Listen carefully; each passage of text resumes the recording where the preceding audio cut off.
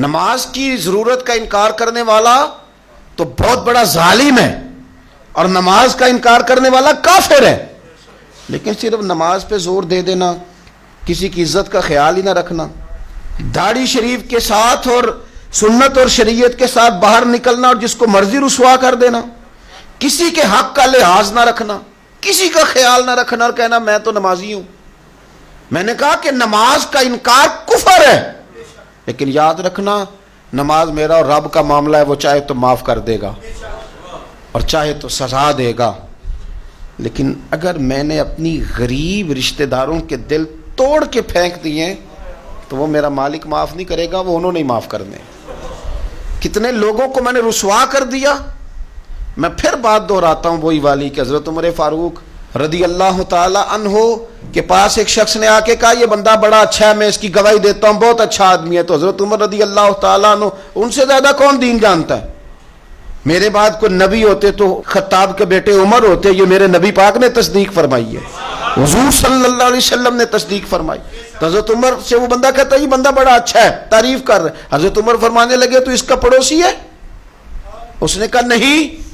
فرمایا تو نے اس کے ساتھ کبھی سفر کیا ہے؟ کہا حضور نہیں.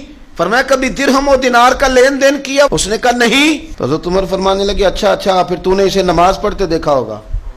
حضور ہاں. فرمایا پھر تو اس کی گواہی نہ دے، تو اسے کوئی نہیں جانتا. فقط نماز پر گواہی نہ دے، معاملات بھی تو دیکھنا، معاملات بھی تو دیکھنا بھائی. لب و لہجہ جس طرح کا مرضی ترش ہو، تو ہاتھ کے اندر بندوق لے اور تو کسی کو ماننے کو تیار ہی نہ ہو، تیرے علاوہ کوئی دیندار ہی نہیں، کوئی نیک ہی نہیں، کوئی پرہیزگار ہی نہیں، کوئی بندہ ٹھیک رہا ہی نہیں، اس لیے کہ تو نے نماز شروع کر لی ہے، تو نے داڑھی رکھ لی ہے، سب غلط ہو گئے. یوں نہ کریں. یاد رکھیں معاملات کا حکم عبادات سے زیادہ سخت ہے.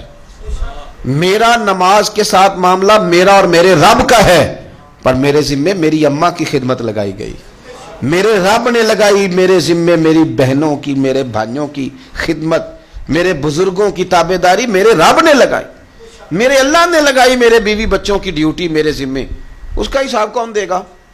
شب برات آئی ہے تو چلیں آپ 2 پوسٹیں لکھ دیں کہ مجھے معاف کر دینا. ایسے تھوڑے معافی ہوتی ہے. تو جا کے معافی مانگ، تجھے پتہ ہے تو نے کس کس کے ساتھ غلطی کی ہے، تجھے خبر ہے. اگر تجھے یہ پتہ ہے نا تیرے ساتھ کس کس نے زیادتی کیا، تجھے بھولی نہیں، تو یہ بھی تجھے پتہ ہے تو نے کس کس کے ساتھ کی ہے. تو بڑی جلدی اپنا معاملہ آنا تو نفیس بن جانا، اور دوسروں کا لب و لہجہ آئے تو ہمیں سمجھ ہی نہیں آ رہی ہوتی کہ ہم نے حقوق کیسے ادا کرنے. تو یوں نہ کریں، چیزوں کو سمجھیں.